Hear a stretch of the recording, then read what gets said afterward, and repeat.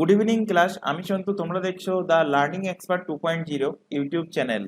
তোমাদের সামনে যে ফুড এসআই এবং পিএসসি ক্লার্কশিপের এক্সাম আসতে চলেছে, তার জন্য জিকেজিএস এর ওপর থেকে তোমাদের আজ 31 নাম্বার ক্লাস প্রোভাইড করা হচ্ছে। তো এর আগে অলরেডি আমরা 30টা ক্লাস জিকেজিএস এর ওপর থেকে কভার করে নিয়েছি। এর পাশাপাশি ম্যাথের ক্লাস এবং কারেন্ট অ্যাফেয়ার্সের ক্লাসও কিন্তু করানো হয়েছে। যদি সেই ক্লাসগুলো না দেখে থাকো, ওপরে আই বাটনে লিঙ্ক শো হচ্ছে, অথবা এই চ্যানেলের ডেসক্রিপশন বক্সটা ফলো করো, তার মধ্যে কিন্তু আলাদা আলাদাভাবে লিঙ্ক প্রোভাইড করা আছে। সেটার ওপরে ক্লিক করলে প্রিভিয়াস যে ক্লাসগুলো হয়ে গেছে সেই ক্লাসগুলো পরপর দেখে নিতে পারবে। ক্লাসের শুরুতে প্রত্যেককে বলছি, প্রথম থেকে শেষ পর্যন্ত ক্লাসটা দেখবে, তাহলে কিন্তু তোমাদের ক্লাসে যে টপিকগুলো পড়ানো হচ্ছে সেগুলো এক্সামের জন্য বেনিফিট পাবে। তো শুরু করছি আজকে 31 নাম্বার ক্লাস। আজকে ক্লাসে ফার্স্ট কোশ্চেন দেখো, রামচরিত মানস এই গ্রন্থের লেখককে। ভালো কোশ্চেন এবং বহুবার রিপিট হয়েছে কোশ্চেনটা। রামচরিত মানস একটা কোশ্চেন দেয়, আরেকটা কোশ্চেন দেয় রামচরিত। তো রামচরিত মানস কে লিখেছে? রামচরিত মানস লিখেছে তুলসী দাস। অপশন সি এর সঠিক অ্যান্সার। আর যদি কোশ্চেন দিত যে রামচরিত কে লিখেছে, রামচরিত, রামচরিত, তো রামচরিত গ্রন্থটা লিখেছে সন্ধ্যাকর নন্দী। কে লিখেছে? সন্ধ্যাকর নন্দী। তাহলে সন্ধ্যাকর নন্দী লিখেছে রামচরিত, আর রামচরিত মানস লিখেছে কে? তুলসী দাস। আমির খসরু থেকে একটা ফেমাস ফ্যাক্ট রিলেট করিয়ে দিই। এখান থেকে কোশ্চেন দেয় যে ভারতের তোতা পাখি, ভারতের ভারতের তোতা পাখি কাকে বলা হয়? তো ভারতের তোতা পাখি বলা হয় আমির খসরুকে। যদি কোশ্চেন দিত যে ভারতের ম্যাকিয়াভেলি কাকে বলে, তখন অ্যান্সার হতো চাণক্য, বা চাণক্যের অপর নাম হলো কৌটিল্য বা বিষ্ণুগুপ্ত। তিনটাই কিন্তু চাণক্যের নাম। চাণক্য, কৌটিল্য বা বিষ্ণুগুপ্তকে বলা হয় ভারতের ম্যাকিয়াভেলি, আর ভারতের তোতা পাখি বলা হয় আমির খসরুকে। চলে আসো পরের কোশ্চেন। প্রথমবারের মতো মহিলা প্রিমিয়ার লিগ শুরু হয় কোন স্থানে? অর্থাৎ ওমেন্স প্রিমিয়ার লিগ, WPL। তো প্রথমবারের মতো WPL এর খেলা শুরু হয় কোথায়? এটা শুরু হয়েছে নাভি মুম্বাইতে। অপশন নাম্বার সি এর সঠিক অ্যান্সার। যেমনটা ঠিক ছেলেদের IPL খেলা হয়, ঠিক তেমনি এটা হলো মহিলাদের IPL খেলা। এবং এই WPL IPL খেলা, ওমেন্স প্রিমিয়ার লিগ, এটা শুরু হয়েছিল কবে? এক্সাক্ট ডেটটা না মনে রাখলেও হবে। গত বছরই শুরু হয়েছিল, মার্চ 4 মার্চ 2023। গত বছর অর্থাৎ 2023 থেকে ওমেন্স প্রিমিয়ার লিগ শুরু হয়। ওমেন্স প্রিমিয়ারের ফার্স্ট যে খেলাটা হয়েছিল গত বছর, এই খেলাতে কটা দল অংশগ্রহণ করেছিল? তো 5টি দল অংশগ্রহণ করেছিল। এই 5টা দল কি কি? 5টা দল হলো Mumbai Indians, royal challenger Bangalore RCB, Delhi capitals DC, Uttar Pradesh warriors UPW, Uttar Pradesh warriors, আর একটা দল হলো গুজরাট জায়েন্টস GG। তাহলে Mumbai Indians, royal challenger Bangalore, Delhi capital, Uttar Pradesh warriors and Gujarat giants, এই 5টা দল খেলেছিল প্রথমবারের ওমেন্স প্রিমিয়ার লিগ। এবং এতে উইনার হয়েছে কে? উইনার হয়েছে 2023-এর মুম্বাই ইন্ডিয়ান্স। অর্থাৎ সর্বপ্রথম মহিলাদের যে প্রিমিয়ার লিগ হয়েছে, সেই প্রিমিয়ার লিগে উইনার টিম কে হয়েছে? উইনার টিম হয়েছে মুম্বাই ইন্ডিয়ান্স। এই যে প্রিমিয়ার লিগ, WPL হোক বা IPL হোক, এইগুলোকে কন্ডাক্ট করায় কে? এগুলোকে কন্ডাক্ট করায় BCCI। তো BCCI এর উপরে কিছু ফ্যাক্ট এখান থেকে রিলেট করিয়ে দিচ্ছি। BCCI এর ফুল ফর্ম হলো board of control for cricket in India. এর আগে যে ক্লাসগুলো হয়েছে তার মধ্যে কিন্তু অলরেডি পড়ানো হয়েছে। BCCI এর এস্টাবলিশ কবে হয়েছিল? এর এস্টাবলিশ হয়েছিল 1928 সালে। BCCI এর থেকে কোশ্চেন দেবে এর হেডকোয়ার্টার কোথায় অবস্থিত? তো এর হেডকোয়ার্টার মুম্বাইতে অবস্থিত। মুম্বাইতে কোথায় অবস্থিত? মুম্বাইয়ের যে ওয়াংখেড়ে স্টেডিয়াম আছে, সেই মুম্বাইয়ের ওয়াংখেড়ে স্টেডিয়ামে BCCI এর হেডকোয়ার্টার অবস্থিত। কোশ্চেন দেবে যে BCCI এর বর্তমান চেয়ারম্যান পদে কে নিযুক্ত আছেন? তো BCCI এর বর্তমান চেয়ারম্যান পদে নিযুক্ত আছেন রজার বিনি, রজার বিনি। কোশ্চেন দেবে BCCI এর বর্তমান সেক্রেটারি, সেক্রেটারি পদে কে নিযুক্ত আছেন? তো BCCI এর বর্তমান সেক্রেটারি পদে নিযুক্ত আছেন অমিত শাহর ছেলে জয় সাহা। BCCI এর বর্তমান সেক্রেটারি পদে নিযুক্ত আছেন। তো ওমেন্স প্রিমিয়ার লিগ সম্বন্ধে আলোচনা হলো যখন, IPL সম্বন্ধে একটু আলোচনা করে দিই। IPL 2024 এখনো খেলা হয়নি, তাই 2023 থেকেই তোমাদের কোশ্চেন দেবে। তো 2023-এ আইপিএল এর উইনার টিম কে হয়েছিল চেন্নাই সুপার কিং সিএসকে, এবং গত বছর জিতে চেন্নাই টোটাল কতবার জিতেছে? 5বার জিতেছে। এবং এর পাশাপাশি মুম্বাই ইন্ডিয়ান্সও একটা টিম যে কিন্তু 5বার আইপিএল এর খেতাব জিতেছে। তো কোশ্চেন দেবে যে সর্বোচ্চ আইপিএল এর খেতাব জিতেছে, মানে গত বছরের আগে যে এক্সাম গুলো হয়েছে সেখানে কোশ্চেন দিয়েছিল আইপিএল এর সর্বোচ্চ খেতাব জিতেছে কোন টিম, তখন অ্যান্সার হতো মুম্বাই ইন্ডিয়ান্স, কারণ মুম্বাই ইন্ডিয়ান্স অলরেডি 5বার জিতে গেছে। কিন্তু গত বছর 2023-এ জেতার পর চেন্নাই সুপার কিং এবং মুম্বাই ইন্ডিয়ান্স দুটো টিম যারা আইপিএল এর সর্বোচ্চ 5টা করে খেতাব তাদের নামে করে রেখেছে। আইপিএল 2023 থেকে যে দুটো কোশ্চেন মোস্ট ইম্পর্টেন্ট, একটা কি, একটা হলো পার্পেল কাপ, পার্পেল কাপ কে পেয়েছে, আরেকটা ইম্পর্টেন্ট কোশ্চেন হলো orange cup, orange cup, orange cap আর পার্পেল ক্যাপ। তো পার্পেল ক্যাপ পেয়েছে মোহাম্মদ শামি, মোহাম্মদ শামি পেয়েছে পার্পেল ক্যাপ। কেন পার্পেল ক্যাপ দেওয়া হয়? সব থেকে বেশি উইকেট নেওয়ার জন্য, সব থেকে বেশি উইকেট নেওয়ার জন্য বোলারদের যে অ্যাওয়ার্ডটা দেওয়া হয় সেটা হলো পার্পেল ক্যাপ। আর অরেঞ্জ ক্যাপ কেন দেওয়া হয়? সব থেকে বেশি রান করার জন্য, মোস্ট রান, সব থেকে বেশি রান করার জন্য কাকে দেওয়া হয়েছিল 2023-এ? শুভনাম গিল, শুভনাম শুভনাম গিলকে দেওয়া হয়েছিল অরেঞ্জ ক্যাপ। তো এই দুটো ফ্যাক্ট এখান থেকে মাথায় রাখবে, আর কে উইনার হয়েছিল আইপিএল এর? চেন্নাই সুপার কিং, এই ফ্যাক্টটা এখান থেকে মাথায় রাখবে। এখানে যেহেতু মহিলা প্রিমিয়ার লিগ আর পুরুষ প্রিমিয়ার লিগ অর্থাৎ আইপিএল, এই দুটোর প্রসঙ্গ যেহেতু এসে, এখান থেকে আরেকটা ফ্যাক্ট তোমাদের রিলেট করাবো। যদি কোশ্চেন দেয় বর্তমানে বর্তমানে ইন্ডিয়ান ক্রিকেট মেন্স টিমের কোচ কে, তো মেন্স টিমের কোচ হলো রাহুল দ্রাবিড়, রাহুল রাহুল দ্রাবিড় হলো মেন্স টিমের কোচ। আর যদি কোশ্চেন দেয় যে মহিলা টিমের বর্তমান কোচ কে উমেন্স টিমের, তো মহিলা টিমের বর্তমান কোচ হলো আমল মজুমদার, আমল আমল মজুমদার। চলে আসো পরের কোশ্চেন। সেই রাষ্ট্র ভালো যা কম শাসন করে, এই উক্তিটি কে করেছেন? তো এই উক্তিটি করেছেন মহাত্মা গান্ধী, অপশন সি এর কিন্তু সঠিক অ্যান্সার। গান্ধীজির ব্যাপারে কিছু ফ্যাক্ট এখান থেকে রিলেট করাবো। গান্ধীজির যদি কোশ্চেন দেয় যে গান্ধীজির আত্মজীবনী অর্থাৎ অটোবায়োগ্রাফির নাম কি, তো গান্ধীজির আত্মজীবনী বা অটোবায়োগ্রাফির নাম বহুবার পড়িয়েছি, my experiment with truth, my experiment, my experiments with truth. গান্ধীজির থেকে ফ্যাক্ট রিলেট করো। গান্ধীজির কবে জন্ম হয়েছিল? গান্ধীজির জন্ম হয়েছিল 2 অক্টোবর কত সালে? 1869 সালে। গান্ধীজির বাবার নাম কি? কোশ্চেন দিয়েছে। গান্ধীজির বাবা হলেন করমচাঁদ গান্ধী, এই জন্য গান্ধীজির ফুল নামে দেখবে মোহনদাস করমচাঁদ গান্ধী, করমচাঁদ গান্ধী হলো গান্ধীজির বাবার নাম। আর গান্ধীজির যে কোশ্চেনটা দেয় এখান থেকে মায়ের নাম, মায়ের নাম হলো কি? মায়ের নাম হলো পুতলিবাই। কোশ্চেন দেবে গান্ধীজির মায়ের নাম কি? ফার্স্ট অপশনে থাকবে কস্তুরবা গান্ধী, কস্তুরবা গান্ধী হলো গান্ধীজির ওয়াইফের নাম, আর গান্ধীজির মায়ের নাম হলো পুতলিবাই। গান্ধীজি থেকে যে ফ্যাক্টটা কোশ্চেন দেবে যে গান্ধীজি প্রথম সত্যাগ্রহ কোথায় করেছিল? প্রথম সত্যাগ্রহ কোথায় করেছিল? তো গান্ধীজির প্রথম সত্যাগ্রহ করেছিলেন সাউথ আফ্রিকাতে, সাউথ আফ্রিকাতে। আর যদি কোশ্চেন মেনশন করে যায় গান্ধীজি ভারতে প্রথম সত্যাগ্রহ কোনটা? গান্ধীজির ভারতের প্রথম সত্যাগ্রহ হলো চম্পারণ সত্যাগ্রহ, চম্পারণ সত্যাগ্রহ। এটা কত সালে হয়েছিল? 1917 সালে। এবং এই চম্পারণ সত্যাগ্রহ কোথায় হয়েছিল? হয়েছিল বিহারের চম্পারণে। এছাড়া গান্ধীজি থেকে আরেকটা ফ্যাক্ট রিলেট করো। গান্ধীজি ইন্ডিয়ান ন্যাশনাল কংগ্রেসের মাত্র একটি অধিবেশনে তিনি কিন্তু প্রেসিডেন্ট ছিলেন, সভাপতিত্ব করেছিলেন। কত সালে সেটা? 1924 সালে। কোথায়?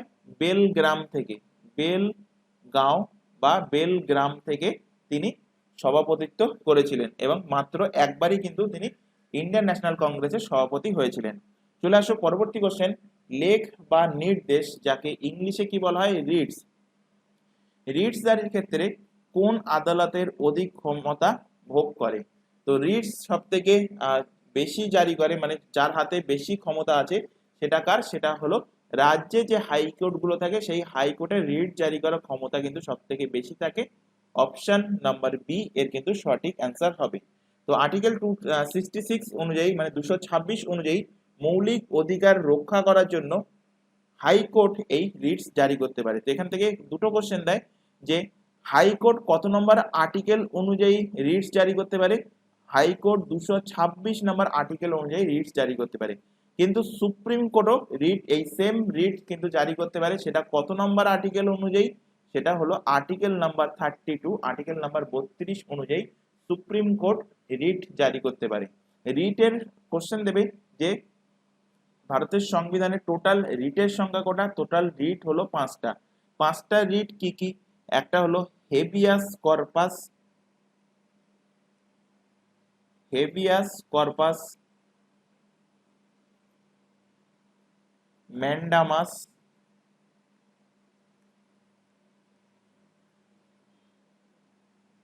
প্রোহিবিশন,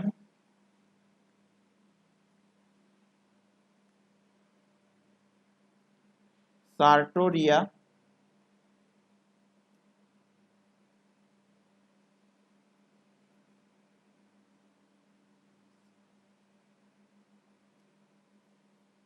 আরেকটা হলো কিউ ওয়ারেন্টো।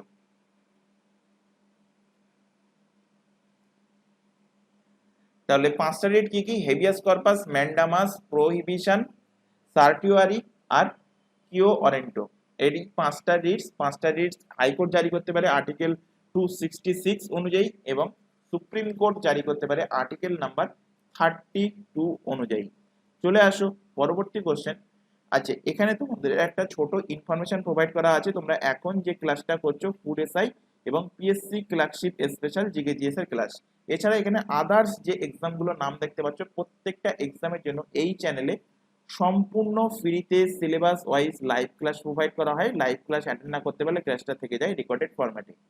এর পাশাপাশি তোমরা জানো যে রিসেন্ট কিন্তু পুলিশের হিউজ ভ্যাকান্সি বার হয়েছে, যেটা আমি নেক্সট কয়েকটা ক্লাসে বলেছি যে 12,000 প্লাস কনস্টেবলের ভ্যাকান্সি কিন্তু বেরিয়েছে। তো ডাব্লিউবিপির কনস্টেবল বেরিয়েছে, এসআই বেরিয়েছে, এর পাশাপাশি কেপি এক্সামের জন্য মানে কলকাতা পুলিশের কনস্টেবলেরও ভ্যাকান্সি বেরিয়েছে, এবং এর পাশাপাশি জেল পুলিশের অলরেডি ফর্ম ফিল আপ হয়ে আছে। তো পুলিশের জন্য কিন্তু এখানে স্পেশাল ব্যাচও তোমাদের প্রোভাইড করা হচ্ছে। তো এই সমস্ত এক্সামের জন্য যদি তোমরা প্রিপারেশন নিতে যাও, এই চ্যানেলে যুক্ত হয়ে যাও। এবং এই প্রত্যেকটা এক্সামের জন্য আমাদের কিন্তু আলাদা আলাদা হোয়াটসঅ্যাপ ব্যাচ ক্রিয়েট করা আছে। এই হোয়াটসঅ্যাপ ব্যাচে যুক্ত হওয়ার একটাই বেনিফিট যে কখন কোন ক্লাস হবে, কোন দিন কোন ক্লাস হবে, বা ক্লাসের লিঙ্কগুলো প্রোভাইড করা, বা কোনো ইম্পর্টেন্ট গুরুত্বপূর্ণ কিছু থাকলে সেগুলোকে গ্রুপে আমরা জানিয়ে দিই হোয়াটসঅ্যাপের গ্রুপে। এবং কোনো নোটিফিকেশন বার হলে বা কোনো এক্সামের অ্যাডমিট কার্ড প্রকাশিত হলে সবকিছুই কিন্তু তোমাদের হোয়াটসঅ্যাপ গ্রুপে জানানো হয়।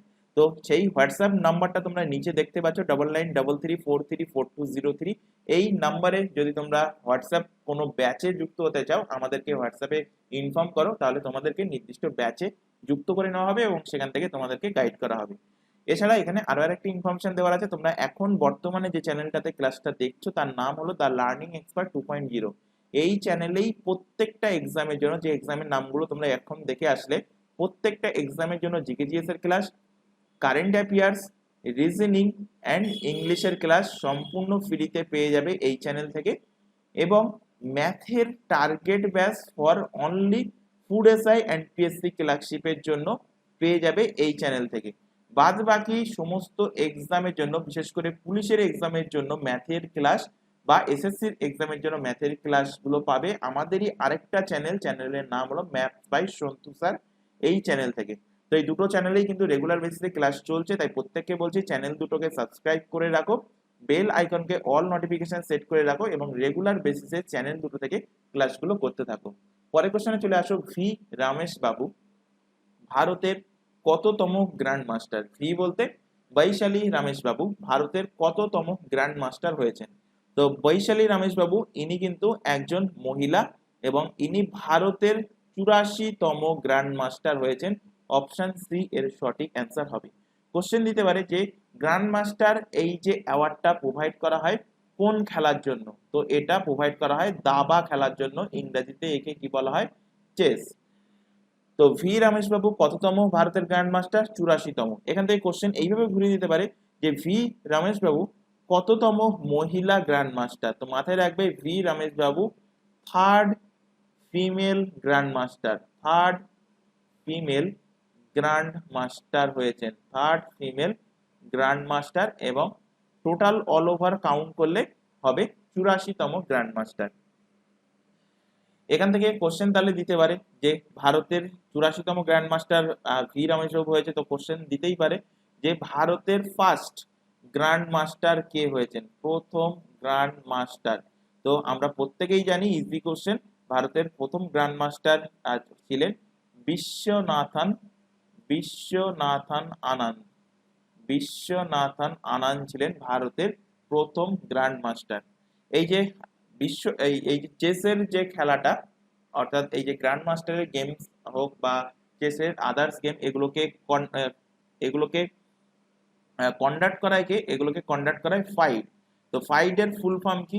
ফাইড হলো একটা ইন্টারন্যাশনাল চেস ফেডারেশন, এর ফুল ফর্ম আরেকটা আছে, সেটা না জেনে রাখলেও কোনো ব্যাপার না, কারণ ফুল ফর্ম দেয় না। তো ফাইড কি? ফাইড হলো ইন্টারন্যাশনাল চেস ফেডারেশন।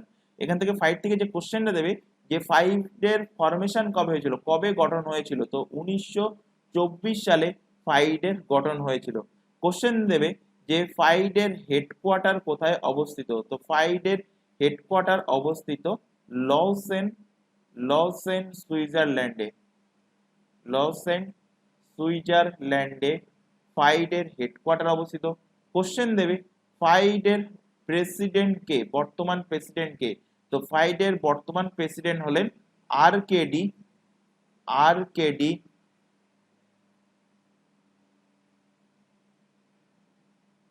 আরকেডি ডোভরকোভিচ। কোশ্চেন দেবে ফাইডের বর্তমান ডেপুটি প্রেসিডেন্ট পদে কে নিযুক্ত আছেন, তো ফাইডের বর্তমান ডেপুটি প্রেসিডেন্ট পদে নিযুক্ত আছেন বিশ্বনাথন আনন্দ। বিশ্বনাথন আনন্দ, যিনি ভারতের প্রথম গ্র্যান্ড মাস্টার ছিলেন। চলে আসো পরের কোশ্চেনে, এক ফার্মি সমান কত? তো এক ফার্মি সমান হলো 10⁻⁻13 সেন্টিমিটার, অপশন নাম্বার বি এর কিন্তু সঠিক অ্যান্সার হবে। এবং ফার্মি কি যদি কোশ্চেন দেয় যে দৈর্ঘ্যের সব থেকে ছোট একক কি, তো দৈর্ঘ্যের সব থেকে ছোট একক হলো, দৈর্ঘ্যের সব থেকে ছোট একক হলো কি? ফার্মি। দৈর্ঘ্যের সব থেকে ছোট একক কি? ছোট একক হলো ফার্মি। যদি কোশ্চেন দেয় দৈর্ঘ্যের সব থেকে বড় একক কোনটা, তো দৈর্ঘ্যের সব থেকে বড় একক হলো পারসেক।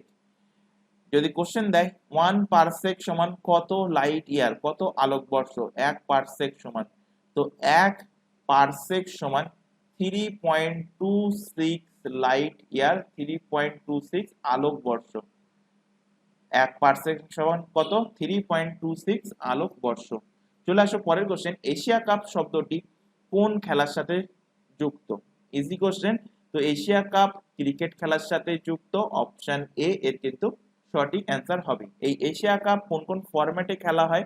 এটা ওডিআই, ওয়ানডে ইন্টারন্যাশনাল ফরম্যাট, এবং টি20 ফরম্যাটে কিন্তু এই এশিয়া কাপটা খেলা হয়। 2023-এ যে পুরুষদের এশিয়া কাপ হলো 2023 মেন্স যে এশিয়া কাপ, তার হোস্ট কান্ট্রি কে ছিল? তার হোস্ট কান্ট্রি ছিল দুটো।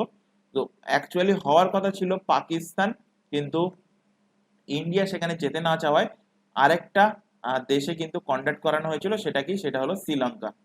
তো পাকিস্তান এবং শ্রীলঙ্কা মিলিয়ে 2023-এর এশিয়া কাপের আয়োজন করেছিল। 2023-এ কোশ্চেন দেবে 2023-এর মেন্স এশিয়া কাপের উইনার টিম ছিল কে, তো মেন্স এশিয়া কাপের উইনার টিম ছিল ইন্ডিয়া। এখান থেকে কোশ্চেন দেবে যে ভারত এখনো পর্যন্ত টোটাল কটা এশিয়া কাপ জিতেছে, তো ভারতের পুরুষ টিম এখনো পর্যন্ত 8 বার এশিয়া কাপের খেতাব জিতেছে। আচ্ছা, এখান থেকে পুরুষ এশিয়া কাপের কথা আলোচনা করে দিলাম। এখান থেকে কোশ্চেন দেবে মহিলা Asia cup, women's women's Asia cup. তো লাস্ট ওমেন্স এশিয়া কাপের আয়োজন কবে হয়েছিল? আয়োজন হয়েছিল 2022 সালে। এবং এই ওমেন্স এশিয়া কাপের যে আয়োজন হয়েছিল, এই ওমেন্স এশিয়া কাপের আয়োজনে জিতেছিল কে? উইনার টিম কে হয়েছিল? উইনার টিম হয়েছিল ইন্ডিয়া। যেহেতু ইন্ডিয়া জিতেছিল, কোশ্চেনটা মাথায় রাখবে। পুরনো হলেও কিন্তু কোশ্চেনটা তোমাদের এক্সামে আসতে পারে। তাহলে মহিলা এশিয়া কাপ 2022 কে জিতেছে? ইন্ডিয়া জিতেছে। এবং পুরুষ এশিয়া কাপ 2023 জিতেছে কে? 23 জিতেছে ইন্ডিয়া। আর যদি কোশ্চেনটা দেয় একটু পুরানো, যে 2022 এশিয়া কাপ কে জিতেছিল? জিতেছিল শ্রীলঙ্কা। এই যে এশিয়া কাপ, এই এশিয়া কাপের আয়োজন করায় কোন সংস্থা? আয়োজন করায় এসিসি। তো এসিসি বলতে কি এসিসি সিমেন্ট? না, এসিসির ফুল ফর্ম হলো A for Asian, C for cricket, C for council, Asian cricket council. এই এশিয়ান ক্রিকেট কাউন্সিলের হেডকোয়ার্টার কোথায় অবস্থিত? এর হেডকোয়ার্টার অবস্থিত দুবাইতে, ইউএইর দুবাইতে অবস্থিত। কোশ্চেন দেবে, এই এশিয়ান ক্রিকেট কাউন্সিলের প্রেসিডেন্ট পদে কে নিযুক্ত আছেন? প্রেসিডেন্ট পদে নিযুক্ত আছেন জয় সাহা, অমিত শাহের ছেলে। এই কোশ্চেনটা কিন্তু তোমাদের এক্সামে থাকবে। তাহলে জয় সাহা আমাদের ভারতে যে বিসিসিআই আছে, সেই বিসিসিআই এর সেক্রেটারি পদে নিযুক্ত আছেন। এর পাশাপাশি এশিয়ান ক্রিকেট কাউন্সিলের প্রেসিডেন্ট পদে নিযুক্ত আছেন। আচ্ছা, এখানে ক্রিকেট খেলার যেহেতু প্রশ্নটা এসছে, এখান থেকে আরো কিছু ফ্যাক্ট তোমাদের রিলেট করাবো। এখান থেকে কোশ্চেন দেয় যে রঞ্জি ট্রফি কোন খেলার সাথে যুক্ত? তো রঞ্জি ট্রফিটা এটা সবাই জানে, সবাই অ্যান্সার করতে পারবে। কোশ্চেন দেবে যে সৈয়দ মুশতাক আলী ট্রফি কোন খেলার সাথে সম্পর্কিত? তো কিছু আদার্স অন্য ক্রিকেট কাপের এখানে আলোচনা করে দিচ্ছি। তার মধ্যে ফার্স্ট হলো রঞ্জি ট্রফি। রঞ্জি ট্রফি, তো রঞ্জি ট্রফি, রঞ্জি লিখলাম, রঞ্জি ট্রফি 2023 এটা জিতেছে কে? 2023 এর উইনার হয়েছে কে? উইনার হয়েছে সৌরাষ্ট্র। সৌরাষ্ট্র, সৌরাষ্ট্র জিতেছে। রঞ্জি ট্রফি কিসের সাথে সম্পর্কিত? ক্রিকেট খেলার সাথে সম্পর্কিত। কোশ্চেন দেবে বিজয় হাজারে, বিজয় বিজয় হাজারে ট্রফি, বিজয় হাজারে ট্রফি কোন খেলার সাথে সম্পর্কিত? শুধু এই কোশ্চেনটাই দিয়ে দেবে। তো অ্যান্সার কি হবে? অ্যান্সার হবে বিজয় হাজারে ট্রফি ক্রিকেট খেলার সাথে সম্পর্কিত। বিজয় হাজারে ট্রফি 2023-এ জিতেছে কে? 2023-এ জিতেছে হরিয়ানা। কোশ্চেন দেবে তোমাদের সৈয়দ মুশতাক আলী ট্রফি, সৈয়দ মুশতাক আলী ট্রফি কিসের সাথে সম্পর্কিত? কোন খেলার সাথে সম্পর্কিত? তো সৈয়দ মুশতাক আলী ট্রফি সম্পর্কিত ক্রিকেট খেলার সাথে। এবং 2023-এ জিতেছে কে? জিতেছে পাঞ্জাব। আর চতুর্থ ক্রিকেট কাপ, যেটা এক্সামে বহুবার দিয়েছে, যে ইরানি ট্রফি, ইরানি ট্রফি কিসের সাথে সম্পর্কিত? ইরানি ট্রফি ক্রিকেট খেলার সাথে সম্পর্কিত। এবং 2023-এ জিতেছে কে? অবশিষ্ট ভারত, রেস্ট অফ ইন্ডিয়া জিতেছে। তো এই চারটে ট্রফি মাথায় রাখবে, চারটে ট্রফি কিন্তু ক্রিকেট খেলার সাথে সম্পর্কিত। এর পাশাপাশি এশিয়া কাপটাও কিন্তু ক্রিকেট খেলার সাথে সম্পর্কিত। আচ্ছা, এখানে এই যে এক্সট্রা ফ্যাক্ট গুলো লেখানো হচ্ছে, বারবার বলছি, এর আগে যে 30টা ক্লাস হয়ে গেছে সেখানেও বলেছি, এইগুলো কিন্তু খাতায় নোট ডাউন করবে। এগুলো সম্ভবত তোমরা পিডিএফ আকারে পাবে না, শুধুমাত্র প্রিন্টেড কোশ্চেন অ্যান্সার যেগুলো আছে সেগুলোই তোমরা পিডিএফ আকারে ডাউনলোড করে নিতে পারবে।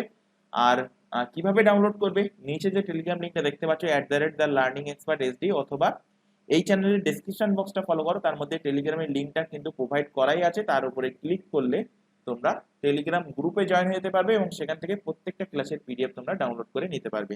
চলে আসো পরবর্তী কোশ্চেন। বর্তমান ভারতের সবচেয়ে বড় অর্থনৈতিক সমস্যা কোনটা? তো সব থেকে বড় অর্থনৈতিক সমস্যা হলো পরিকাঠামোগত লেভার যোগানের স্বল্পতা, অর্থাৎ দক্ষ লেভারের স্বল্পতা। অপশন এ এর কিন্তু সঠিক অ্যান্সার হবে। জাস্ট অনলাইনের ফরম্যাটে মাথায় রাখবে। চলে আসো পরের কোশ্চেন। ভারতের পুরুষ হকি দলের নতুন কোচ হিসাবে কে নিযুক্ত হয়েছেন? তো পুরুষ হকি দলের নতুন কোচ হিসেবে নিযুক্ত হয়েছেন ক্রেগ ফুলটন। অপশন ডি এর কিন্তু সঠিক অ্যান্সার হবে। হকির থেকে যে ফ্যাক্টগুলো মাথায় রাখতে হবে, 2023-এর যে men's hockey world cup, men's hockey world cup এর আয়োজন কোথায় হয়েছিল? এর আয়োজন হয়েছিল আমাদের ইন্ডিয়াতে, অর্থাৎ হোস্ট কান্ট্রি কে ছিল? হোস্ট কান্ট্রি ছিল ইন্ডিয়া। ইন্ডিয়ার কোথায় হয়েছিল? ইন্ডিয়ার ওড়িশাতে কিন্তু আয়োজন করা হয়েছিল।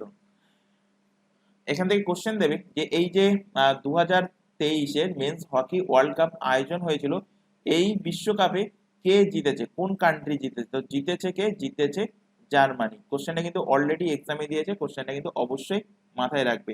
তো 2023-এর উইনার কে? 2023-এর উইনার হলো জার্মানি। আচ্ছা, হকির প্রসঙ্গ যেহেতু এসছে, তাহলে ভারতের যে হকির বোর্ড আছে তাকে কি বলা হয়? Hockey India. Hockey India. এই হকি ইন্ডিয়ার এস্টাবলিশ কবে হয়েছিল? এর এস্টাবলিশ হয়েছিল খুব বেশি দিন আগে না, 2009 সালে এর এস্টাবলিশ করা হয়। এবং এই হকির ইন্ডিয়ার হেডকোয়ার্টার কোথায় অবস্থিত? এর হেডকোয়ার্টার অবস্থিত নিউ দিল্লিতে। আর এখান থেকে কোশ্চেন যেটা দেবে যে হকি ইন্ডিয়ার প্রেসিডেন্ট পদে কে নিযুক্ত আছেন? নিযুক্ত আছেন দিলীপ তির্কি। দিলীপ দিলীপ তির্কি হকি ইন্ডিয়ার প্রেসিডেন্ট পদে নিযুক্ত আছেন। চলে আসো পরের কোশ্চেন। এখন যেখানে হিমালয়, পূর্বে সেখানে কি ছিল? এখন যেখানে হিমালয়, পূর্বে সেখানে ছিল টেথিস সাগর। অপশন নাম্বার ডি এর কিন্তু সঠিক অ্যান্সার হবে। তো অঙ্গারল্যান্ড আর গন্ডোয়ালাল্যান্ড এটাও কোনটা কোনটা ছিল সেটা একটুখানি বলে দিচ্ছি। তো এখন যেখানে হিমালয় পর্বত সেখানে আগে ছিল টেথিস সাগর। এই সাগরের উত্তর দিকে, মানে টেথিস সাগরের উত্তর দিকে নর্দার্ন সাইডে যে ভূমিভাগটা ছিল তাকে বলা হতো অঙ্গারল্যান্ড। আর দক্ষিণ দিকে যে ভূমিভাগটা ছিল সেটা ছিল গন্ডোয়ানা ল্যান্ড। চলে আসো পরের কোশ্চেন। ভারতের প্রথম ভাইসরয় কে ছিলেন? তো ভারতের ফার্স্ট ভাইসরয় ছিলেন কে? ফার্স্ট ভাইসরয় ছিলেন লর্ড ক্যানিং।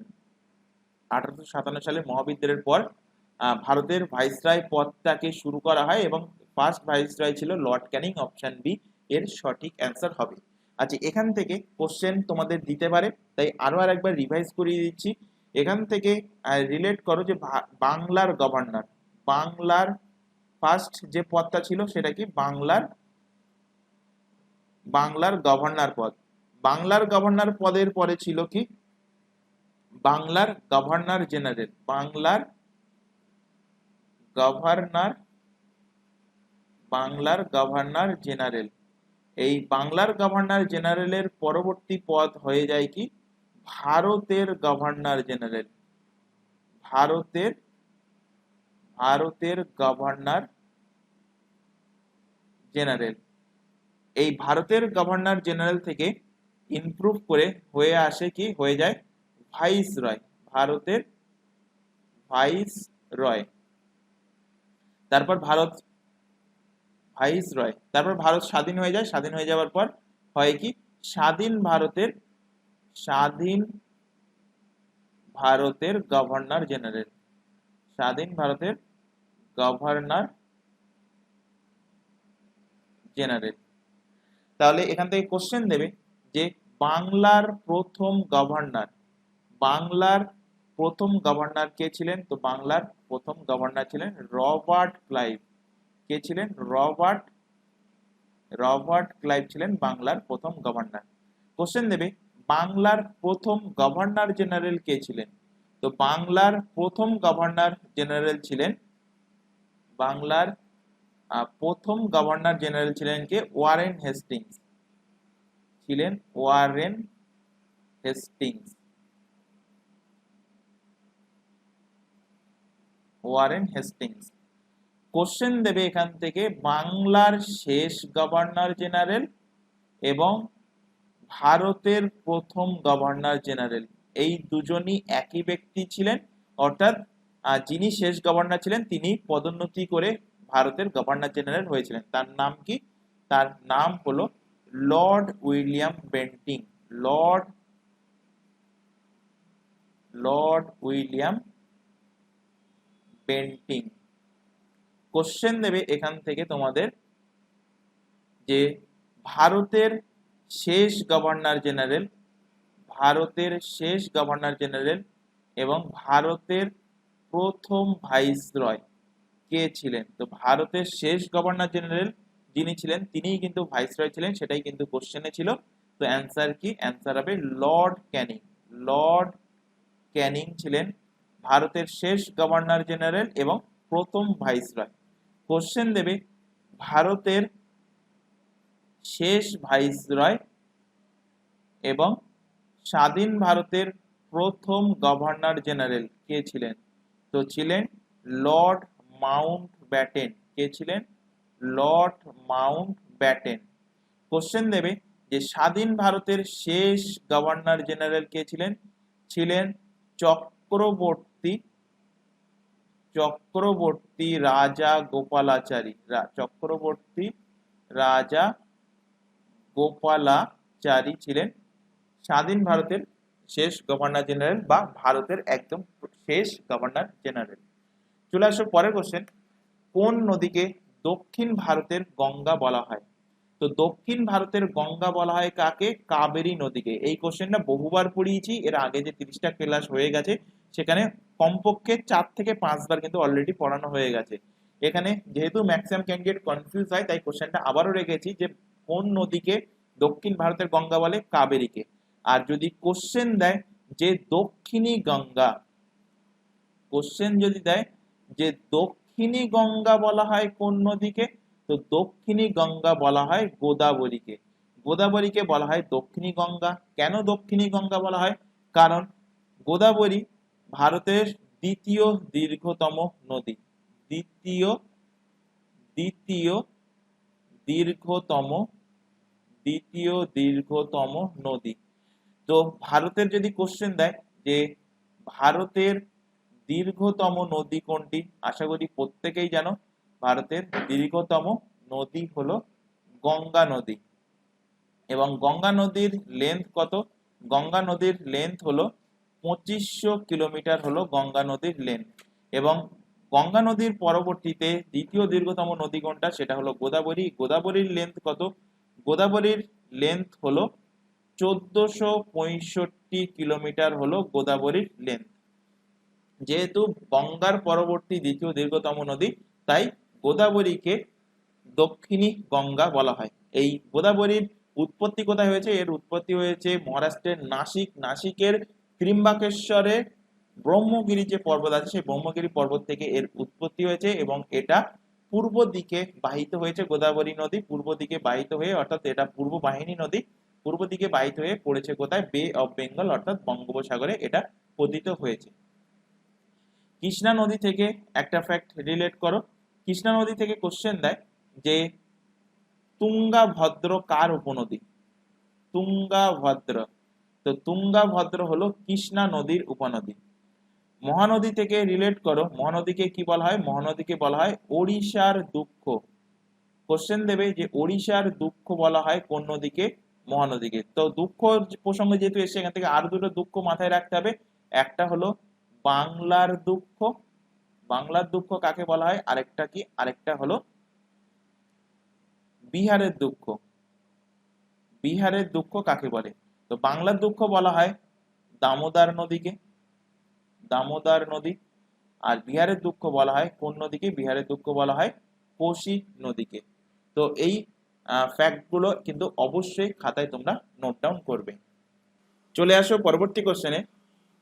প্রথম 7টি পঞ্চবার্ষিকী পরিকল্পনার উদ্দেশ্য কি ছিল? তো প্রথম 7টা পরিকল্পনার উদ্দেশ্য ছিল পঞ্চবার্ষিকী পরিকল্পনার স্বনির্ভরতা অর্জন করা। অপশন এ এর কিন্তু সঠিক অ্যান্সার হবে। তো এখান থেকে কিছু 5 ইয়ার প্ল্যান আমরা আরেকবার এখান থেকে ডিসকাস করে নেব। তো তার মধ্যে ফার্স্ট 5 ইয়ার প্ল্যান কোশ্চেন দেবে পঞ্চবার্ষিকী পরিকল্পনা শুরু হয়েছিল কবে? তো পঞ্চবার্ষিকী পরিকল্পনা শুরু হয় 1951 সালে, অর্থাৎ ফার্স্ট 5 ইয়ার প্ল্যান শুরু হয়েছিল কবে? 1951 সালে। 5 ইয়ার প্ল্যান এখান থেকেই বুঝতে পারছো পঞ্চবার্ষিকী পরিকল্পনা মানে 5 বছরের পরিকল্পনা। তো 1951 সাথে 5 যোগ করো কত হবে? 1956। তো 1951 থেকে 56 পর্যন্ত ছিল প্রথম পঞ্চবার্ষিকী পরিকল্পনা, যাকে বলা হতো কি? বলা হতো হ্যারোড ডোমার মডেল। তো কোশ্চেন দেবে যে প্রথম পঞ্চবার্ষিকী পরিকল্পনাকে কি বলা হয়? বলা হয় হ্যারোড ডোমার মডেল। এই প্রথম পঞ্চবার্ষিকী পরিকল্পনায় কোন সেক্টরটাকে ডেভেলপ করা হয়? তো এটা ডেভেলপ করা হয় এগ্রিকালচার সেক্টরটাকে। তো টু ডেভেলপ এগ্রিকালচার সেক্টর অর্থাৎ কৃষি ক্ষেত্রের সাইডটাকে প্রথম পঞ্চবার্ষিকী পরিকল্পনায় কিন্তু ডেভেলপ করা হয়েছিল। সেকেন্ড পঞ্চবার্ষিকী পরিকল্পনা কবে হয়েছিল? তো এর জাস্ট পরেই, অর্থাৎ 1956 থেকে আবার 5 বছরের জন্য 1961 পর্যন্ত হয়েছিল সেকেন্ড পঞ্চবার্ষিকী পরিকল্পনা। এবং সেকেন্ড পঞ্চবার্ষিকী পরিকল্পনাকে কি বলা হয়? পিসি মহালানোবিশ মডেল বলা হয় সেকেন্ড পঞ্চবার্ষিকী পরিকল্পনাতে। কোশ্চেন দেবে যে সেকেন্ড পঞ্চবার্ষিকী পরিকল্পনায় কোন সেক্টরটাকে ডেভেলপ করা হয়েছিল? তো ডেভেলপ করা হয়েছিল ইন্ডাস্ট্রিয়াল সেক্টরটাকে। ইন্ডাস্ট্রিয়াল সেক্টরটাকে সেকেন্ড পঞ্চবার্ষিকী পরিকল্পনায় ডেভেলপ করা হয়েছিল।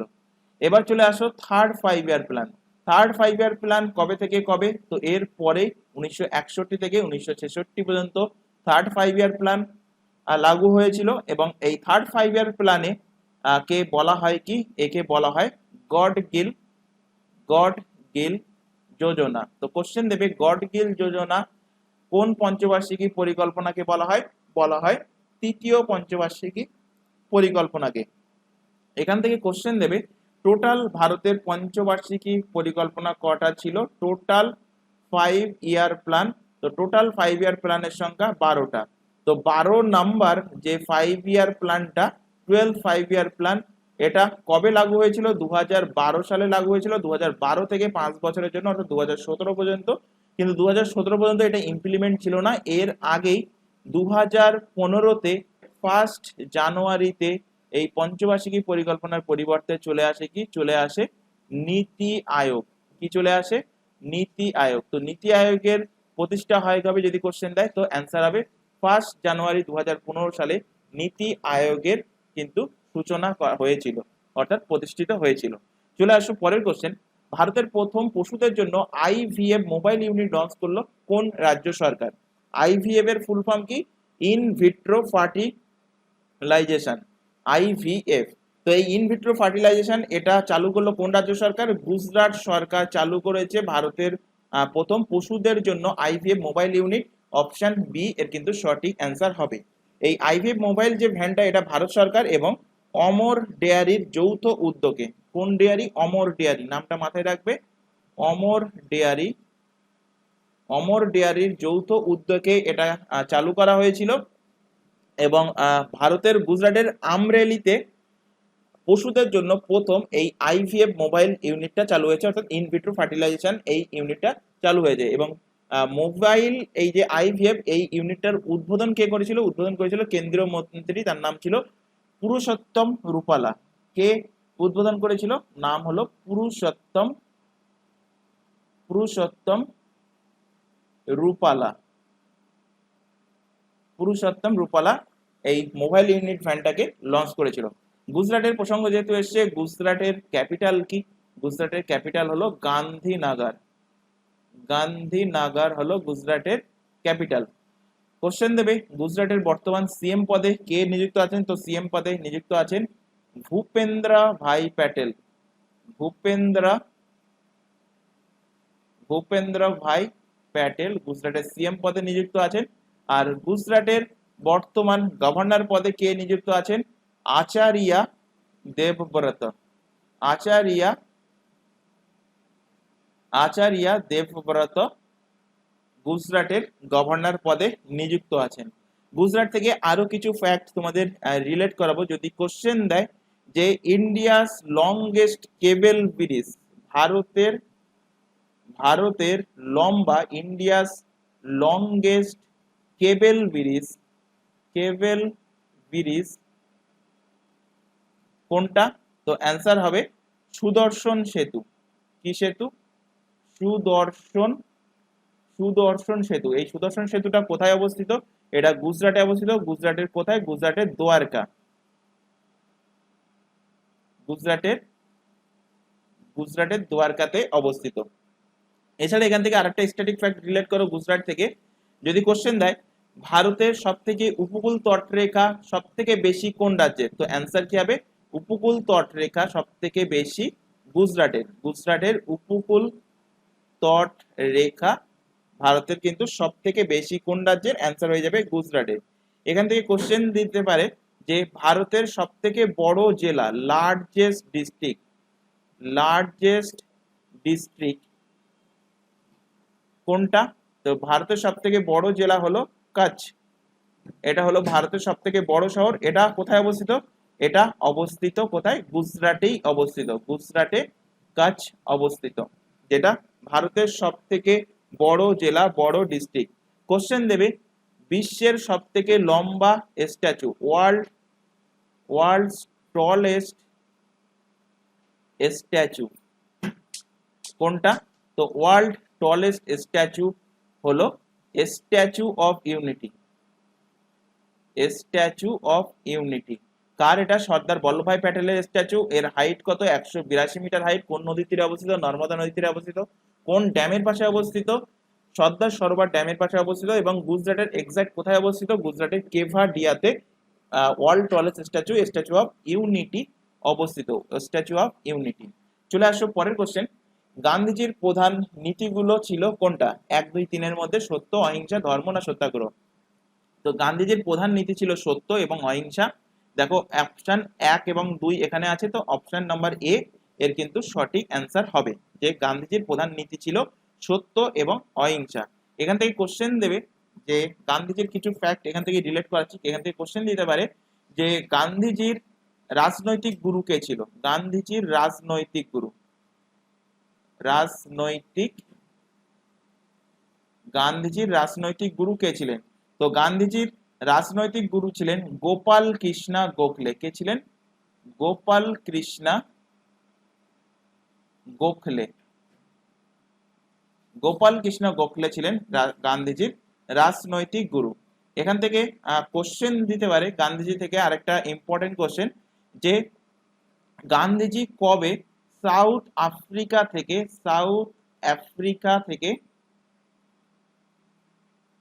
আফ্রিকা থেকে ইন্ডিয়াতে চলে এসেছিল? তো গান্ধীজি সাউথ আফ্রিকা থেকে ইন্ডিয়াতে চলে আসে কবে? 9 জানুয়ারি 1915 সালে। 9 জানুয়ারি 1915 সালে গান্ধীজি সাউথ আফ্রিকা থেকে ইন্ডিয়াতে চলে আসে, এবং সেই কারণে 9 জানুয়ারিটা একটা স্পেশাল দিবস পালন করা হয়। কি দিবস? প্রবাসী ভারতীয় দিবস। প্রবাসী ভারতীয় দিবস পালন করা হয় 9 জানুয়ারিতে। এখান থেকে কোশ্চেন দিতে পারে যে ভারতের প্রথম সত্যাগ্রহ কোথায় হয়েছিল? একটুখানি আগেই বললাম, চম্পারণে, বিহারের চম্পারণে 1917 সালে। আর গান্ধীজির অটোবায়োগ্রাফি একটুখানি আগেই আলোচনা করলাম, সেটা হলো মাই এক্সপেরিমেন্ট উইথ ট্রুথ। এছাড়া গান্ধীজির আরেকটা বই আছে, সেটা কি? সেটা হলো হিন্দ স্বরাজ। তো কোশ্চেন দিতে পারে যে হিন্দ স্বরাজ কার লেখা? হিন্দ স্বরাজ লেখা গান্ধীজির। চলে আসো পরের কোশ্চেন। কোন পত্রিকাতে বঙ্গভঙ্গের বিরুদ্ধে বয়কট আন্দোলনের ডাক দেওয়া হয়েছিল? তো বঙ্গভঙ্গ কবে হয়েছিল? বঙ্গভঙ্গ হয়েছিল 1905 সালে। এবং এই বঙ্গভঙ্গের বিরুদ্ধে আন্দোলনের ডাক দেওয়া হয়েছিল কোন পত্রিকাতে? দেওয়া হয়েছিল সঞ্জীবনী পত্রিকাতে। অপশন এ এর কিন্তু সঠিক অ্যান্সার হবে। তো 1905 সালে 6ই জুলাই সঞ্জীবনী পত্রিকার কিন্তু এই বয়কটের যে আন্দোলন, বঙ্গভঙ্গের বিরুদ্ধে এই বয়কট আন্দোলনের ডাক দেওয়া হয়েছিল। এখানে পত্রিকার প্রসঙ্গ যেহেতু এসে, এখান থেকে রিলেট করায় যে ভারতের প্রথম পত্রিকা যদি কোশ্চেন দেয়, ভারতের প্রথম পত্রিকা কোনটি? তো ভারতের প্রথম নিউজ পেপার, প্রথম পত্রিকা হলো হিক্সের লেখা বেঙ্গল গেজেট। হিক্সের লেখা কি? বেঙ্গল গেজেট। কবে এই পত্রিকাটা প্রকাশিত হয়েছিল? 1780 সালে এই পত্রিকাটা প্রকাশিত হয়েছিল। এখান থেকে যদি কোশ্চেন দেয় যে প্রথম বাংলা নিউজ পেপার, প্রথম বাংলা পত্রিকা কোনটা? প্রথম বাংলা নিউজ পেপার কোনটা? তো প্রথম বাংলা নিউজ পেপার হলো সমাচার দর্পণ। সমাচার দর্পণ হলো প্রথম বাংলা নিউজ পেপার।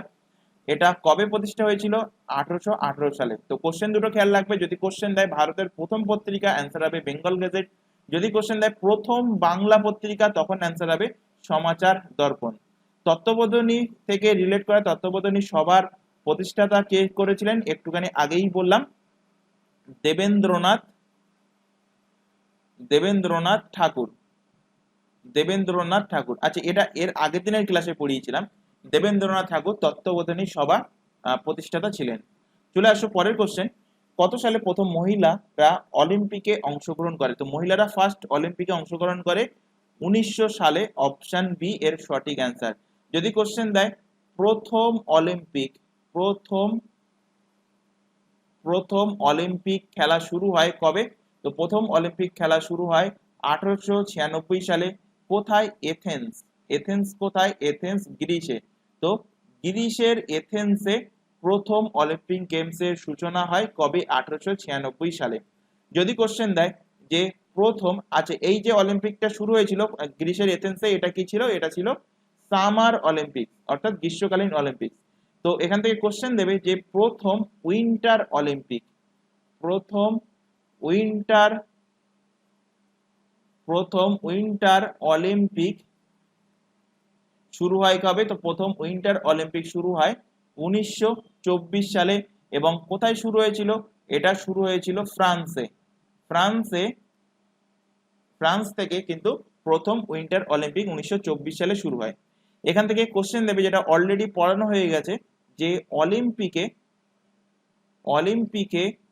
প্রথমবার ফুটবল খেলা হয়েছিল কোথায় এবং কত সালে? অলিম্পিকে প্রথমবার ফুটবল খেলা, তো অলিম্পিকে প্রথমবার ফুটবল খেলা শুরু হয় 1900 সালে। এবং 1900 সালে কোথায় হয়েছিল? 1900 সালে অলিম্পিক গেমসটা হয়েছিল কোথায়? ফ্রান্সে। এবং এই 1900 সালের অলিম্পিক গেমসে মহিলারাও কিন্তু প্রথমবার অংশগ্রহণ করেছিল। তো এখান থেকে সামার অলিম্পিক কবে হয়েছিল লাস্ট, এবং কবে হবে, আর উইন্টার অলিম্পিক কবে হয়েছিল এবং কবে হবে, এই দুটোও কিন্তু এখান থেকে কোশ্চেন দেয়। তো এখান থেকে রিলেট আবারও করিয়ে দিচ্ছি।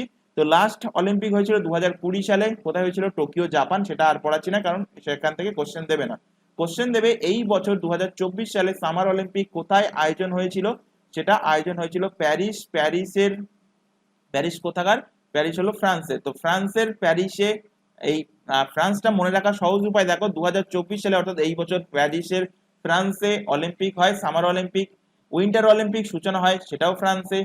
মহিলারা অলিম্পিকে যোগদান করে, সেটাও কোথায়? ফ্রান্স অলিম্পিক 1900 সালে। প্রথমবার ফুটবল খেলা হয়, সেটাও কোথায়? সেটা হলো ফ্রান্স অলিম্পিকে। উইন্টার অলিম্পিক্স থেকে রিলেট করো। উইন্টার অলিম্পিক্স লাস্ট হয়েছিল 2022 সালে। কোথায় হয়েছিল? বেইজিং। বেইজিং কোথায়? চায়নাতে। তো চায়নার বেইজিং এ 2022-এর অলিম্পিক হয়েছে, উইন্টার অলিম্পিক হয়েছিল। এবং এর ঠিক 4 বছর পর 2026 সালে এর পরবর্তী উইন্টার অলিম্পিক্স এর আয়োজন হবে। সেটা কোথায় হবে? সেটা হলো মিলান শহর। মিলান শহর কোথাকার? ইটালির মিলান শহরে 2026-এর Olympic games, winter Olympic games এর আয়োজন হবে। 2024-এর অলিম্পিক এই বছর হবে, সেই কারণে 2024-এর অলিম্পিকের ম্যাসকট এবং 2024-এর অলিম্পিকের মোটো কি, এই দুটো কিন্তু ঘোষণা হয়ে গেছে এবং এখান থেকে এক্সামে কিন্তু কোশ্চেন দেবে। তো ম্যাসকট কি? ম্যাসকট হলো ফ্রিজেস। ম্যাসকট হলো ফ্রিজেস। আর মোটো কি? মোটো হলো games wide open. Games wide open হলো এর মোটো। এই মোটো এবং ম্যাসকট এই দুটো কিন্তু অবশ্যই মাথায় রাখবে। তো এই যে অলিম্পিকের ইন্টারন্যাশনাল বডিকে কি বলা হয়? IOC, international Olympic committee. এই ইন্টারন্যাশনাল অলিম্পিক কমিটির এস্টাবলিশ হয়েছিল 1894 সালে। ইন্টারন্যাশনাল অলিম্পিক কমিটির হেডকোয়ার্টার কোথায় অবস্থিত? লাউসেন। লাউসেন সুইজারল্যান্ড। লাউসেন কোথাকার? সুইজারল্যান্ডের। লাউসেন সুইজারল্যান্ডে অবস্থিত। আর ইন্টারন্যাশনাল অলিম্পিক কমিটির যে কোশ্চেনটা এখান থেকে এক্সামে দেবে, যে বর্তমান প্রেসিডেন্ট পদে কে নিযুক্ত আছেন? বর্তমান প্রেসিডেন্ট পদে নিযুক্ত আছেন থমাস ব্যাক।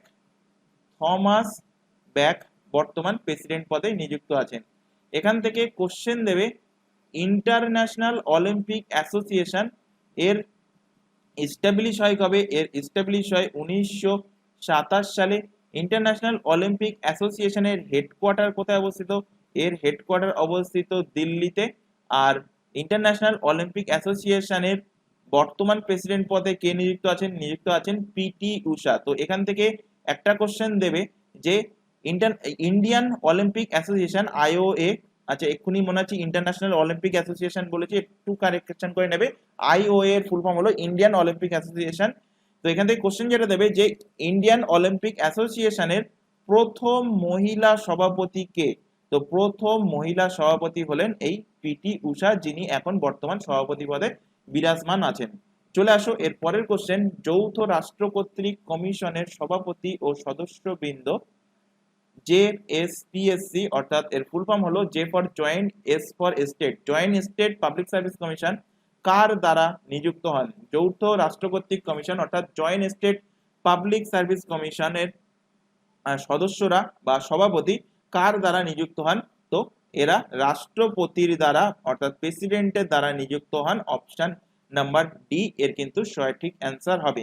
এখান থেকে রিলেট করো যে জয়েন্ট পাবলিক সার্ভিস কমিশনের এখান থেকে যদি কোশ্চেন দেয় যে এদের টেনিওর কতদিন থাকে, তো এদের টেনিওর হয় 6 বছর অথবা 62 ইয়ার এজ, 62 বছর বয়স বা 6 বছর, যেটা আগে চলে আসবে হুইচ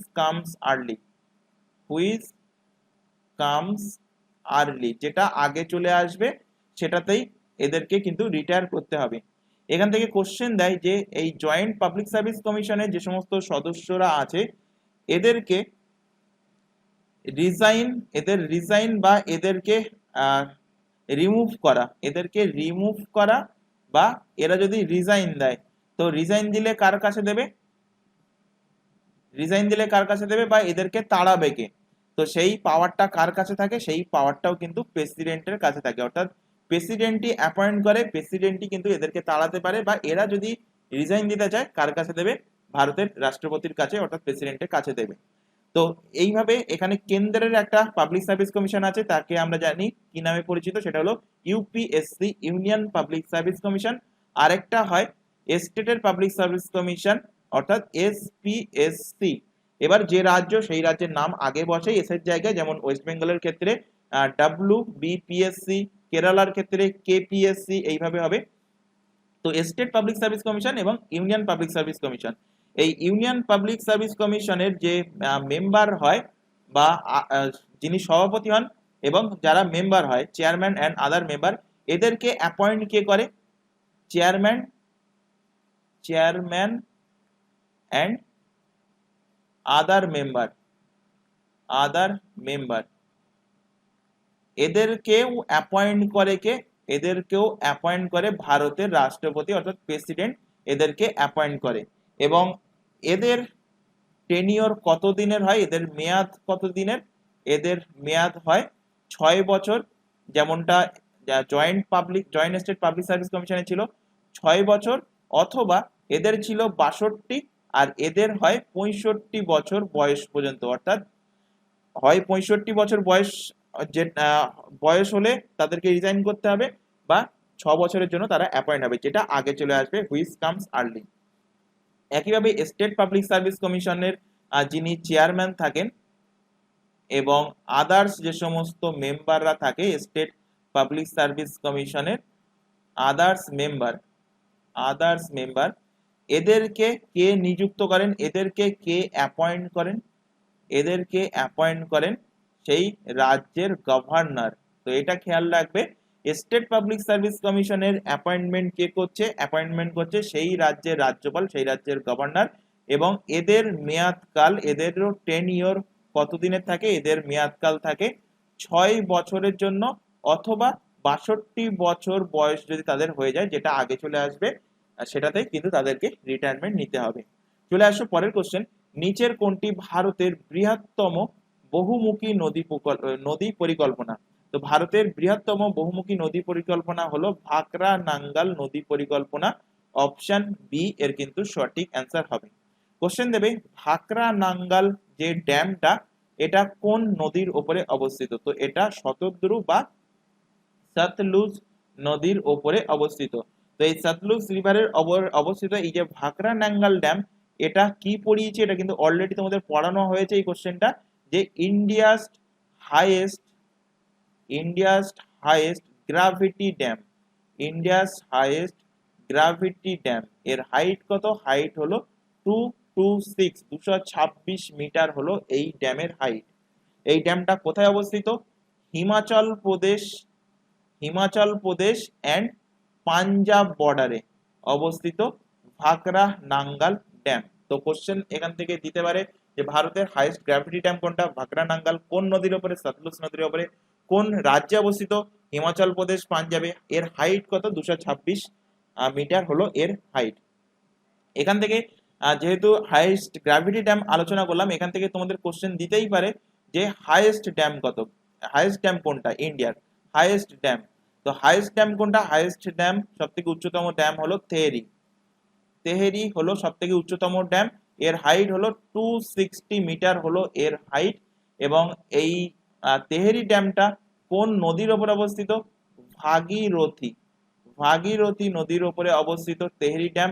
কোন রাজ্যে অবস্থিত, উত্তরাখণ্ডে অবস্থিত। কোশ্চেন দুটো কিন্তু অবশ্যই মাথায় রাখবে, এখান থেকে কিন্তু কোশ্চেন তোমাদের দিতে পারে। দামোদর উপত্যকা প্রকল্প থেকে রিলেট করো, কোশ্চেনটা পড়িয়েছি, কি পড়িয়েছিলাম, যে ভারতের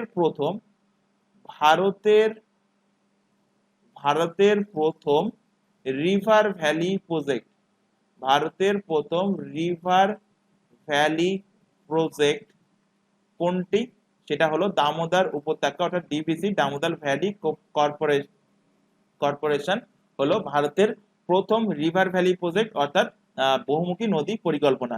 কত সালে, যেহেতু প্রথম, সালটা মাথায় রাখতে হবে, 1948 সালে। নাগার্জুন সাগর ড্যাম থেকে রিলেট করো, নাগার্জুন সাগর ড্যামটা কোন নদীর উপরে অবস্থিত। বহুবার কিন্তু কোশ্চেনটা রিপিট হয়েছে, মাথায় রাখবে, এটা অবস্থিত কৃষ্ণা কৃষ্ণা নদীর ওপরে নাগার্জুন সাগর ড্যামটা অবস্থিত। রিহান প্রকল্প, রিহান ড্যাম কোন নদীর ওপরে অবস্থিত, তো রিহান ড্যাম রিহান নদীর ওপরেই কিন্তু অবস্থিত রিহান ড্যাম। এবং এই রিহান থেকে একটা কোশ্চেন দেয় যে রিহান নদীটা কোন নদীর উপনদী, তো এটা সোন নদীর উপনদী, রিহান হলো সোন নদীর উপনদী। চলে আসো পরবর্তী কোশ্চেন, কোন শহরকে হ্রদের শহর বলা হয়, তো হ্রদের শহর বলা হয় কাকে, উদয়পুরকে বলা হয় হ্রদের শহর। অপশন নাম্বার সি এর কিন্তু সঠিক অ্যান্সার হবে। এখান থেকে কিছু ফ্যাক্ট তোমাদের রিলেট করাবো, যদিও এটা প্রথম দিকের ক্লাসগুলোতে আমি পড়িয়েছিলাম, যে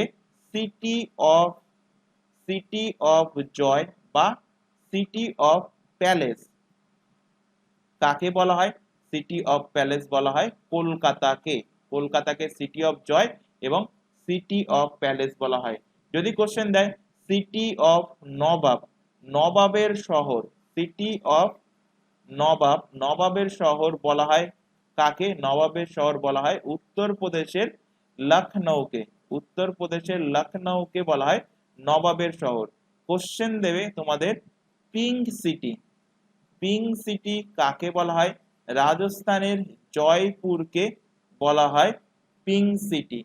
কোশ্চেন দেবে তোমাদের Manchester of India, Manchester of India, ভারতের ম্যানচেস্টার বলা হয় কাকে, তো ভারতের ম্যানচেস্টার বলা হয় আমেদাবাদকে বলা হয় ভারতের ম্যানচেস্টার। আমেদাবাদ কোথায় অবস্থিত, গুজরাটে অবস্থিত। কোশ্চেন দেবে এখান থেকে তোমাদের যে valley of flower, valley of flower valley of flower বলা হয় কাকে, ভ্যালি অফ ফ্লাওয়ার বলা হয় উত্তরাখণ্ডকে বলা হয় ভ্যালি অফ ফ্লাওয়ার। এখান থেকে কোশ্চেন দেবে সিটি অফ কটন বলা হয়, তুলোর শহর বলা হয় কাকে, তুলোর শহর বলা হয় মহারাষ্ট্রের নাগপুরকে বলা হয় সিটি অফ কটন। কোশ্চেন দেবে এখান থেকে, এই কোশ্চেনটা কিন্তু অলরেডি পড়িয়েছি, দ্য স্কটল্যান্ড অফ ইন্ডিয়া বলা হয় কাকে, দ্য স্কটল্যান্ড অফ ইন্ডিয়া বলা হয় কুর্গ, কর্ণাটকের কুর্গকে বলা হয় the Scotland of India. Question দেবে এখান থেকে ভারতের সিলিকন ভ্যালি অফ ইন্ডিয়া, ভারতের সিলিকন ভ্যালি বলা হয় কাকে, সিলিকন ভ্যালি বলা হয় বেঙ্গালুরুকে ভারতের সিলিকন অফ ভ্যালি বলা হয়। চলে আসো পরের কোশ্চেন, প্রতিবাদী ধর্মীয় আন্দোলন শুরু হয়েছিল কবে, তো প্রতিবাদী ধর্মীয় আন্দোলন এটা শুরু হয় খ্রিস্টপূর্ব 6ষ্ঠ শতকের দিকে। অপশন সি এর কিন্তু সঠিক অ্যান্সার হবে। তো খ্রিস্টপূর্ব 6ষ্ঠ শতকের দিকে ভারতের ধর্মীয় আন্দোলনের যুগ হিসাবে চিহ্নিত ছিল। এই যুগে ওই বৈদিক ধর্মের বিরুদ্ধে নানা প্রতিবাদ কিন্তু দেখা গিয়েছে, এছাড়া বহু ধর্মমতেরও কিন্তু উদ্ভব হয়েছিল, বিশেষ করে ওই বৌদ্ধ ধর্ম জৈন ধর্মের মধ্যে প্রতিবাদী ধর্মীয় আন্দোলনের একটা দিক কিন্তু এই খ্রিস্টীয় ষষ্ঠ শতকের দিকে দেখা গিয়েছিল। তো অ্যান্সার কি হবে? অপশন নাম্বার সি এর সঠিক অ্যান্সার। পরের কোশ্চেনে চলে আসো, সাম্প্রতিক কোন ই কমার্স কোম্পানির ওপর 3.06 কোটি টাকার জরিমানা আরোপ করেছে? কে আরোপ করেছে? Reserve bank of India, RBI. তো এটা আরোপ করেছে কোন কোম্পানির উপরে? অ্যামাজন পে যেটা আছে, সেই অ্যামাজন পে এর উপরে 3.06 কোটি টাকার জরিমানা ধার্য করেছে রিজার্ভ ব্যাংক অফ ইন্ডিয়া। কেন ধার্য করেছে? কারণ অ্যামাজন পে এর যে কেওআইসি, যেটা আরবিআই এর গাইডলাইন অনুযায়ী করার কথা ছিল, সেটা কিন্তু এই অ্যামাজন পে করেনি, সেই কারণে এদের উপরে জরিমানা করা হয়েছে 3.06 কোটি টাকার। এখানে বাকি অপশনগুলো যদি রিলেট করায়, ফ্লিপকার্ট থেকে রিলেট করো, যদি কোশ্চেন দেয় বা কোশ্চেন দিয়েছে, দেখবে ফ্লিপকার্টের ফাউন্ডার কে ছিলেন। তো ফ্লিপকার্টের ফাউন্ডার ছিলেন দুজন, একজন হলো বিনি বানসাল, দুজনই বানসাল, একজন হলেন বিনি বানসাল, আরেকজন হলেন সচিন বানসাল। বিনি অ্যান্ড সচিন বানসাল দুজনেই কিন্তু ফ্লিপকার্টের ফাউন্ডার। কবে এই ফ্লিপকার্টের ফাউন্ড হয়, কবে এস্টাবলিশ হয়? এর এস্টাবলিশ হয় 2007 সালে। আর এই ফ্লিপকার্টের হেডকোয়ার্টার কোথায় অবস্থিত? ফ্লিপকার্টের হেডকোয়ার্টার অবস্থিত বেঙ্গালুরুতে। বেঙ্গালুরুতে ফ্লিপকার্টের হেডকোয়ার্টার অবস্থিত। তাহলে এখান থেকে আরেকটা কোম্পানি আছে কি? অ্যামাজন।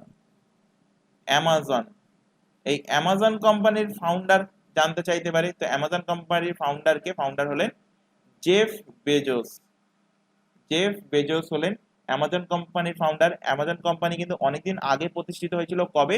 1994 সালে প্রতিষ্ঠিত হয়। অ্যামাজন কোম্পানি কিন্তু ভারতীয় কোম্পানি নয়, এটা বিদেশি কোম্পানি, আমেরিকার কোম্পানি। আমেরিকার কোথায় এর হেডকোয়ার্টার অবস্থিত? আমেরিকার ওয়াশিংটন ডিসি। ওয়াশিংটন ডিসিতে অ্যামাজনের হেডকোয়ার্টার অবস্থিত। এখান থেকে কোশ্চেন দেবে যে অ্যামাজনের বর্তমান প্রেসিডেন্ট পদে কে নিযুক্ত আছেন? প্রেসিডেন্ট পদে নিযুক্ত আছেন অ্যান্ডি জেসি। অ্যান্ডি জেসি অ্যামাজনের বর্তমান প্রেসিডেন্ট পদে নিযুক্ত আছেন। চলে আসো পরবর্তী কোশ্চেন, কনৌজ এবং বিল্লগ্রামের যুদ্ধে শের খাঁকে অর্থাৎ শেরশাহ কাকে পরাজিত করে? তো কনৌজ এবং বিল্লগ্রামের যুদ্ধে শেরশাহ হুমায়ুনকে পরাজিত করেছিল। অপশন বি এর সঠিক অ্যান্সার। এখান থেকে কোশ্চেন দেবে যে শেরশাহ এবং হুমায়ুনের মধ্যে দুটো যুদ্ধ হয়েছিল, শেরশাহ ভার্সেস হুমায়ুন, এবং দুটো যুদ্ধেই কিন্তু জয়লাভ করেছিল কে? জয়লাভ করেছিল শেরশাহ। দুটো যুদ্ধ কি কি? একটা হলো চৌসার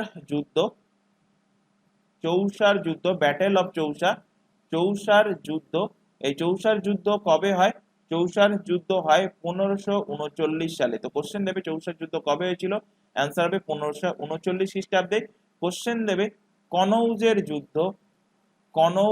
যুদ্ধ কবে হয়েছিল? কনৌজের যুদ্ধ এর ঠিক পরের বছর 1540। দুটো যুদ্ধই শেরশাহ এবং হুমায়ুনের মধ্যে হয়েছিল। চলে আসো পরের কোশ্চেনে, বিপিন চন্দ্র পাল কাকে প্রকৃত ইউনিভার্সালিস্ট বলেছিলেন? তো বিপিন চন্দ্র পাল শ্রী রামকৃষ্ণকে ইউনিভার্সালিস্ট বলেছিলেন। অপশন নাম্বার এ এর কিন্তু সঠিক অ্যান্সার হবে। আচ্ছা, রামকৃষ্ণ প্রসঙ্গ যেহেতু এসে, এখান থেকে একটা কোশ্চেন তোমাদের এক্সামে দিয়েছিল যে সর্বপ্রথম রামকৃষ্ণ মিশন সর্বপ্রথম রামকৃষ্ণ মিশন কোথায় এবং কবে এস্টাবলিশ হয়? তো সর্বপ্রথম রামকৃষ্ণ মিশন এটা এস্টাবলিশ হয় কোথায়? বেলুর কিসের মধ্যে পড়ে? হাওড়ার মধ্যে পড়ে, এবং এটা ওয়েস্ট বেঙ্গলে অবস্থিত। এবং কবে প্রতিষ্ঠিত হয়েছিল? 1897 সালে প্রতিষ্ঠিত হয়েছিল। কে প্রতিষ্ঠা করেন? বিবেকানন্দ প্রতিষ্ঠা করেন। স্বামী বিবেকানন্দ প্রতিষ্ঠা করেন এই রামকৃষ্ণ মিশনের। চলে আসো আজকের ক্লাসের লাস্ট কোশ্চেন, অ্যান অটোবায়োগ্রাফি এটা কার রচনা? তো অ্যান অটোবায়োগ্রাফি এটা হলো জওহরলাল নেহেরুর রচনা, যিনি ভারতের ফার্স্ট প্রাইম মিনিস্টার ছিলেন। আর জওহরলাল নেহেরুর আরেকটা ফেমাস বুক যেটা বহুবার এক্সামে কোশ্চেন দিয়েছে, সেটা হলো the Discovery of India. The Discovery of India. গান্ধীজির দুটো বই আজকের ক্লাসেই ডিসকাস করেছি। একটা অটোবায়োগ্রাফি, সেটা হলো মাই এক্সপেরিমেন্ট উইথ ট্রুথ, আর একটা হলো হিন্দ স্বরাজ। তো আজকের ক্লাসে এই 25টা কোশ্চেন রাখা হয়েছিল, আশা করি প্রত্যেকটা কোশ্চেন তোমাদের ক্লিয়ার হয়েছে। যদি কোথাও কোনো ডাউট থেকে থাকে তাহলে অবশ্যই কমেন্ট বক্সে আমাদেরকে কমেন্ট করে জানাবে। ক্লাস ভালো লাগলে ক্লাসটাকে লাইক করবে, তোমার বন্ধু বান্ধবের মধ্যে শেয়ার করবে যারা কম্পিটিটিভ এক্সামের জন্য প্রিপারেশন নিচ্ছে। তো আজকের ক্লাস এই পর্যন্ত, নেক্সট দেখা হবে পরবর্তী ক্লাস নিয়ে। Thank you.